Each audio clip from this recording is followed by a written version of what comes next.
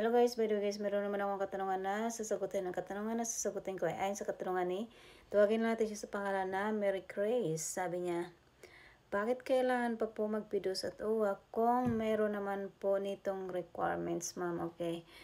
Ma'am Mary Grace, hindi mo na kailangan magpidos at saka mag-uwa kung same country lang naman yung babalikan mo. Like for example, sabihin natin na Saudi ka na, tapos sa Saudi ka pa rin pupunta, babalik para mag-work again.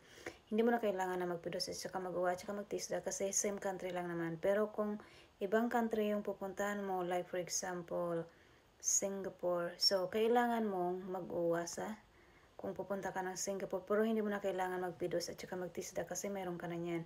So, ang kailangan mo lang ay uwa kasi magkaiba ang lengguwahe ng Saudi at saka lengguwahe ng Singapore, or sabihin na natin magkaiba yung kultura at saka lengguwahe. So, yun.